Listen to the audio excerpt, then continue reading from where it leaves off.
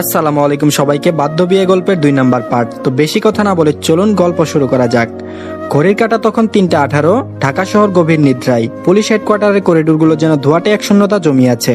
চারপাশে নিস্তব্ধতা, মাঝে কোথাও একটা বাতির নিচে পতঙ্গ ঘোরার শব্দ, দূরে কোনো ট্রাফিক সিগন্যালের হালকা হর্ন। কমিশনার তাহমিদ ইকবাল নিজের ডেস্কের কাচের পাশে দাঁড়িয়ে জানলার বাইরে তাকিয়ে আছেন। অন্ধকার শহর যেন হঠাৎ করে এক ভারী বোঝা হয়ে এসেছেন তার ঘাড়ে। তিনি পেছনে ফিরে তাকালেন সাইমনের দিকে। সাইমন নিঃশব্দে দাঁড়িয়ে আছে, এক হাতে রিভলভার বেল্ট আছে, আরেক হাতে তার বিয়ের সাদা ফাইল। নাফিসা এক পাশে বসে, মাথা নিচু, কাঁধ দুটো ঝিমিয়ে পড়েছে। মনে হচ্ছে এই ছোট্ট শরীরে আর কোনো শক্তি অবশিষ্ট নেই। সাইমন আস্তে করে বলল, এই বিয়েটা বাতিল করতে হবে। নাফিসার চোখ একবারে কেঁপে উঠল। তার বুকের ভিতর এক যন্ত্রণা শুরু হলো মনে হলো কথাটাতে। মাত্র কিছু শব্দের কথা নাফিসা বুকে কেন জানি অজানা ভয় লেগে আছে। যে বিয়েটার কোনো মানেই হয় না সেটা নিয়েই কেন এত ভাবছে সে কে জানে। তাছাড়া এটুকু বয়সে সে অনেক কিছু দেখে ফেলেছে। সাইমন বলল, আইনের ভাষায় ওটা কোনো বিয়েই না। 18 বছরের নিচে কোনো বিয়ে বাংলাদেশে অবৈধ। ওর বয়স 14, এটা তো আপনি নিজেই শুনলেন। আমরা চাইলে এখনই মামলা করে দিতে পারতাম তন্ডাদের নামে, কিন্তু তখন জানতো না। পরিস্থিতিকে দোষ দেওয়া যায় না। এখন যা করতে হবে সেটাই হচ্ছে এই মেয়েটাকে সুরক্ষিত রাখা এবং বিয়ের সমস্ত দলিল বাতিল করে দেওয়া। নাফিসার গলা আবারও ফেটে উঠলো। তারপর বলল, না প্লিজ, আবার সেই ঘরে পাঠাবেন না আমাকে। আমি আর ফিরতে চাই না। আমি থাকবো সেখানেই, আপনারা যেখানে রাখবেন, কিন্তু মামির কাছে না। সে হঠাৎ চেয়ার থেকে উঠে দাঁড়িয়ে সাইমনের দিকে তাকায়।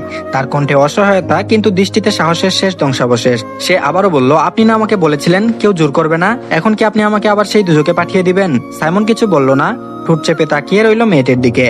কমিশনার তাহমিদ ইকবাল একটা ঢুক গিলল, তারপর বলল, আইনি ভাবে না মানো, কিন্তু আমাদের ইসলাম অনুযায়ী এই মেয়েটা কিন্তু তোমার স্ত্রী। এখন তুমি না মানলেও আমি বলি কি, আমি চাই ওকে তত্ত্বাবধানে রাখা হোক। ওর সঙ্গে কোনো বৈবাহিক সম্পর্ক রাখতে হবে না। ওর পড়াশোনা, নিরাপত্তা, মানসিক বিকাশ সবকিছু দেখভাল করো, যতদিন না নিজে বড় হয়ে নিজের সিদ্ধান্ত নিতে পারে। সাইমন একটু কঠোরভাবে বলল, একটা ছোট বাচ্চা ওকে সিদ্ধান্ত নেবে। আপনার বাকি কথাগুলো আমি মানতে পারলে আমি ওকে বউ হিসেবে মানতে পারবো না। নাফিসা মাথা নিচু করে আছে। কথাটা শোনা মাত্র তার 2 চোখ দিয়ে অনবরত পানি পড়তে লাগলো। সাইমন পাশ থেকে ফোনটা তুলে বলল, আমি একটা শিশু সুরক্ষা হোমে যোগাযোগ করেছি। ওখানে ওকে কিছুদিনের জন্য রাখা হবে। আমরা তার কেস মিনিস্ট্রির কাছে পাঠাবো। এরপর দেখা যাবে ওকে কোনো সরকারি আশ্রয়ে রাখা যায় কিনা। নাফিসার গলার স্বর খানিক নিচু হলো। তারপর বলল, আশ্রয় চাই না, আমি শুধু পড়তে চাই, আমি স্কুলে যেতে চাই। এই শব্দটা যেন আরেকটা বুলেটের মতো এসে আঘাত করলো সাইমনের বুকের মাঝখানে। সে চোখ বন্ধ করে কিছুক্ষণ দাঁড়িয়ে রইল। কমিশনার তাহমিদ ইকবাল আরেকবার বড়সড় ঢুক গিলল। তারপর বলল, আমি একটা কথা বলতে চাই, তুমি মন দিয়ে শোনো। আগেই হাইপার হবে না। তুমি মেয়েটাকে তোমার বাসায় নিয়ে যেতে চাও? সাইমন বলল, হোয়াট, আর ইউ সিরিয়াস? আপনার আইডিয়া আছে আপনি কি বলতেছেন স্যার? কমিশনার তাহমিদ ইকবাল বলল, আমি আগেই বলেছি তোমাকে সাইমন, শান্ত হও আর পুরো কথাটা শোনো। কোনো হোম বা আশ্রয় কেন্দ্রে না রেখে ওকে তোমার বাসায় নিয়ে যাও। বাসায় ওর পরিচয় দেওয়ার দরকার নেই। তোমার ওয়াইফ কাউকে জানাবে না, আর তুমি আমি ছাড়া কেউ জানতে পারবে না। আর আমি রাজীবকে এই বিষয়ে বাইরে খবর পাস করতে নিষেধ করে দেব। কোন হোমে কিভাবে থাকবে না থাকবে জানি না, কিন্তু ওকে তোমার বাসায় রেখে দেওয়া বেস্ট হবে। একটা ভালো পরিবারের সাথে মিশতে পারবে। তুমি তো তোমার পরিবারকে চেনো, আর আমি তোমার পরিবারের সবাইকে ভালোভাবে জানি বলে তোমাকে এই ডিসিশন নিতে বলছি।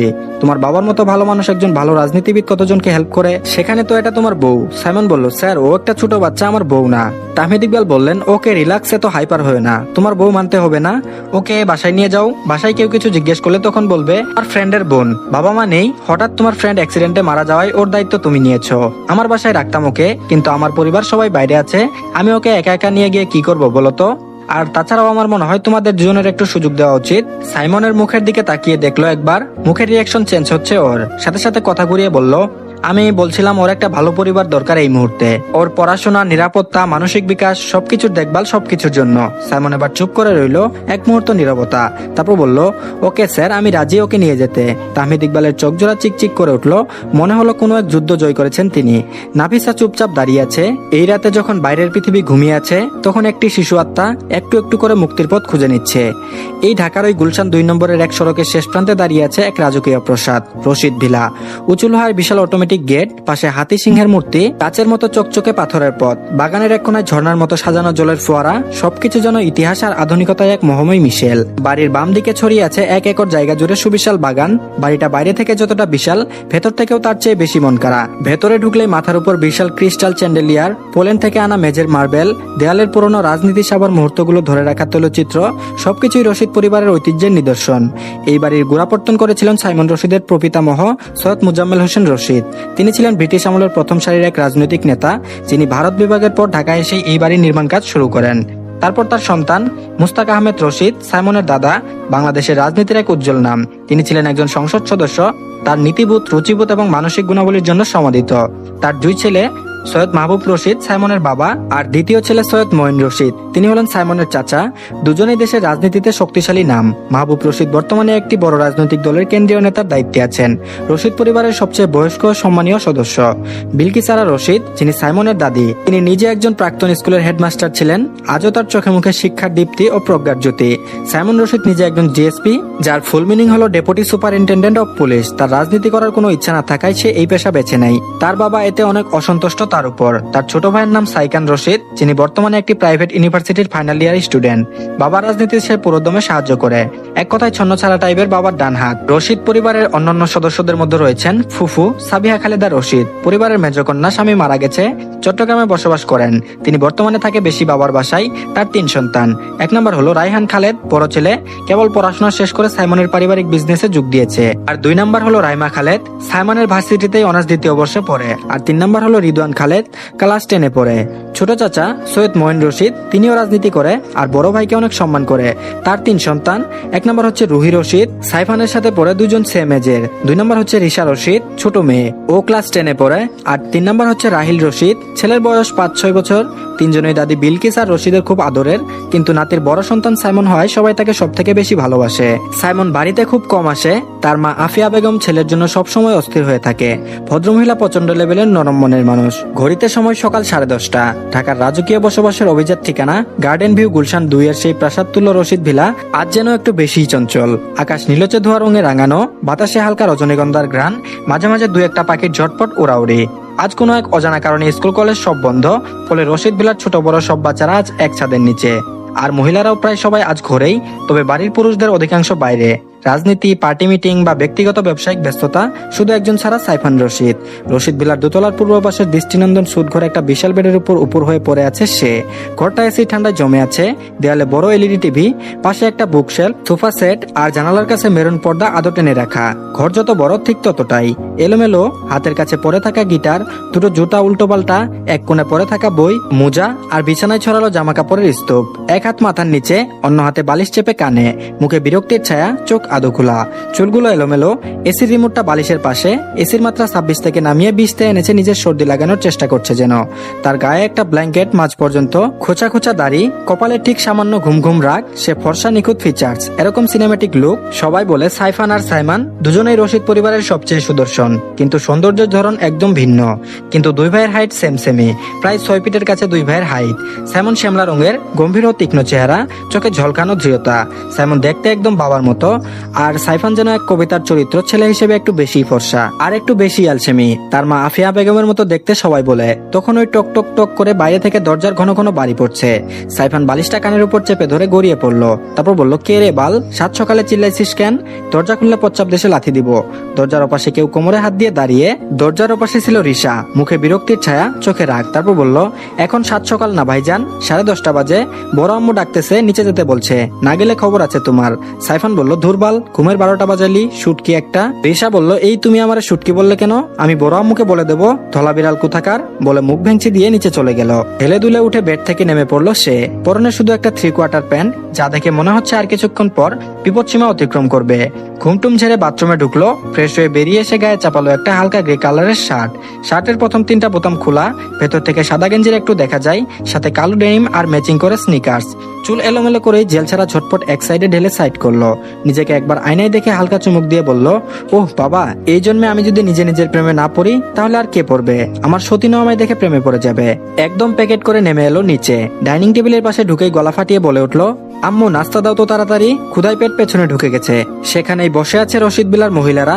বিলকিস আরা রশিদ, যিনি সাইফানের দাদি, এক হাতে রাহিলাকে কুলো করে নিয়ে বসা, আর আফিয়া বেগম সাইমনের মা কিচেন থেকে এসে ছেলের সামনে প্লেট রাখলেন। ইমা বেগম সোফায় বসে আছেন, হাতে কফির মগ। রুহি, রিশা সবার যার যার মতো মোবাইল, পত্রিকা বা ফ্রুট সালাড নিয়ে ব্যস্ত। আর ওর ফুপিরা সবাই চট্টগ্রামে গেছে। আর রাহিল, ছোট্ট দুষ্ট ছেলে, দাদির কোলের উপর হেলান দিয়ে বসে আছে। টেবিলের দিকে এগিয়ে না গিয়ে সোফার উপর বসে থাকা রিশার ঘাটটা ধরে নিচু করে কান টেনে ধরলো। তারপর বলল, এই শুটকি সাইরা কি বলে এলি তুই, বল এবার আমার সামনে। খুব বার বেড়েছিস তাই না ওই চশমার সাথে মিশে। রিসা গলা ফাটিয়ে চিল্লিয়ে উঠলো, তারপর বলল, বড় আম্মু, ও বড় আম্মু বাঁচাও আমাকে। বড় আম্মু বলল, বাবা ছেড়ে দে ওকে, বাচ্চা মেয়ে ওর সাথে অমন করিস না। সাইফান রিসাকে ছেড়ে দিল, ওকে ঘাটলো না, আর ছোট আম্মুর দিকে তাকিয়ে বলল, ছোট আম্মু তোমার মেয়ে অনেক বাচাল হয়ে গেছে, আজকাল যার তার সাথে মিশে। ইমা বেগমের কোনো ভাব ভাবান্তর নেই, সবসময় এরা এমনই করতেই থাকে, মানা করলেও শুনে না। রিসা ঘাড়ে এক হাত দিয়ে মাসাজ করছে তো অন্য হাত দিয়ে কান মাসাজ করছে, আর বিড়বিড় করে বলছে, ধলাবেলাই কোথাকার, আমি কার সাথে মিশবো না মিশবো তোর বলতে হবে না। বড় আব্বুকে বলবো আমি এখানে কেউ আমার কথা শুনে না বলে বড় বোনের কোলে মাথা দিয়ে শুয়ে পড়লো। সাইফান এক হাত দিয়ে নিজের চুল ব্রাশ করতে করতে খাবার টেবিলে গিয়ে একটা চেয়ার টেনে বসলো। আফিয়া বেগম মাথায় হাত রেখে বললেন, তাড়াতাড়ি খা বাবা, তারপর একটু কাজটা করে দে না আমার। তোকে না বললে কাকে বলবো, তোর আব্বু। সাইফান বলল, আরে আম্মু শুরু করলে তো আবার, মাথায় হাত বুলিয়ে আমায় দিয়ে সব করায় নাও, শুধু আমি উপকার করে যাই সবার, কিন্তু এটা চলবে না। আফিয়া বেগম মুচকি হেসে ছেলের মাথায় আবারও হাত বুলিয়ে দিলেন, তারপর বললেন, আব্বু রাহিলকে এখনো খাতনা করানো হয়নি, তুই একটু নিয়ে যা না হসপিটালে, তোর আব্বুর তো কেউই সময় পায় না, আর তোর ছোট চাচাও না, আর বাড়ির কারো ছাড়া একা যাবে না ও, বাড়ির একটা ছেলে না হলে হয়। সাইফান মুখে হাত দিয়ে বলল, আর কোনো কাজ পাইলে না আম্মু, এসব এখন আমিই করতে যাব। পাশ থেকে ইমা বেগম পিঠে হাত বুলিয়ে বললেন, বাবা যা না একটু, দোয়া লাগবে। সাইফান বলল, ধুর তোমরা শুধু ইমোশনালি ব্ল্যাকমেইল করো, আমার উইক পয়েন্টটা জানো বলেই সবাই আমাকে দিয়ে কাজ আদায় করো। ঠিক আছে, মা মানুষদের কথায় অবাধ্য হতে পারি না, নিয়ে যাব একটু পরে। সেই মুহূর্তে চোখ পড়লো ছোট্ট রাহিলকে, সে দাদির গায়ে মুখ গুজে বসে আছে, পা দুলছে, ঝুলছে মুখে খুনসুটির হাসি। সাইফান হালকা হাঁটতে হাঁটতে গিয়ে ওর পাশে বসে পড়লো, ঠোঁটে শয়তানি হাসি, তারপর বলল, কিরে তোর নাকি সব থেকে মূল্যবান সম্পদ কেটে দেবে বলে ওর গাল টিপে দিল। তারপর রিসার দিকে তাকিয়ে বলল, এই শুটকি আমার গিটারটা নিয়ে আইতো, ওর সম্পদ কেটে দেওয়ার আগে তো একটা গান শোনানো যাক। রিসা ভেংচি কেটে গিটার নিয়ে বসতে গেল। ইমা বেগমের কুলে মাথা রেখে সোফায় শুয়ে পড়লো সাইফান, পা দুটো তুলে রুহির কুলের উপর দিল আর আদেশ করলো পা দুটো টিপে দিতে। ইমা বেগম ওর মাথায় হাত বুলিয়ে দিতে লাগলো আর রুহি ওর পা টিপে দিতে লাগলো। দুই বোনের সাথে ঝগড়া হয়, কিন্তু রিসার সাথে ঝগড়া বেশি হয়, কিন্তু দুই বোন ভালোবাসে ভাইদের অনেক, ওদের ভাই বোনদের মধ্যে অনেক মিল। রিসা ইতিমধ্যে চলে গিয়েছে গিটার নিয়ে। সাইফান বলল, আমার পা দুটো আস্তে করে নিচে নামিয়ে দে তো, রুহিকে আদেশ করলো সাইফান। রুহি মুচকি হেসে ওর পায়ে চিমটি কেটে দিল। সাইফান বলল, উই মা বেয়াদব বেডি, দুই বোন মিলে খালি ষড়যন্ত্র করিস আমায় নিয়ে। রিসা আর রাহি দুইজনই হাইফাই দিল, ওদের দিকে তাকিয়ে মুখ ভাঙিয়ে বলল, আমার গিটারটা দে তো, রাহিলের সম্পদ কাটা হচ্ছে জীবনের মতো, তবু অন্যের জন্য এখন একটু গান তো শোনাই। বলে গিটারটা কাঁধে ঝুলিয়ে নিল সাইফান। তার চোখে সেই পুরনো দুষ্ট ঝিলিক, ঠোঁটের কোনো এক টুকরো বাঁকা হাসি, হালকা ঝাঁকি দিয়ে সুরে ভরালো প্রথম কর্ডটা। তারপর সে গিটার বাজাতে বাজাতে একটা গান শোনালো। তারপর একটু বাউন্স করে রাহিলের গালে টান দিল। রাহিল হাত তুলতে তুলতে হেসে উঠলো, তারপর বলল, সাইফান ভাইয়া গান গাইছে, হুররে। সাইফান বলল, একটু পর তোর হুররে বের হয়ে যাবে, জায়গায় নিয়ে গেলে বুঝতে পারবি। রিসা রোহি দুই বোন মিলে টুকটুক করে গানের তালে তালে হাত নাড়াতে লাগলো আর ক্রমাগত হাসছে। ইমা বেগম আর আফিয়া বেগম নিজেদের দিকে তাকিয়ে পেটে হাত দিয়ে হাসতে লাগলেন। বিলকিসারা হা করে চেয়ে আছেন, নাচতে থাকা নাতনিদের দিকে দেখে তিনিও শব্দ করে হেসে ফেললেন। রাহিল হঠাৎ হোঁচট খেয়ে দাদির কুলে গিয়ে মুখ গুজে বলল, দাদু সাইফান ভাইয়া গান গাইলে পাখি নাচে, ভয় লাগে। বড়রা হেসে গড়িয়ে পড়ছে। ঠিক সেই মুহূর্তে দরজায় টান পড়লো, বাড়ির প্রধান দরজাটা খুললো, ভেতরে ঢুকলো সাইমন রশিদ, আর তার পাশে দাঁড়িয়ে এক শান্ত লজ্জায় লুকানো মুখ নাফিসা। ধন্যবাদ সবাইকে। পরবর্তী পার্টটিও দিয়ে দেওয়া হয়েছে, লিংক কমেন্ট বক্সে পেয়ে যাবেন, সবাই দেখে নেবেন।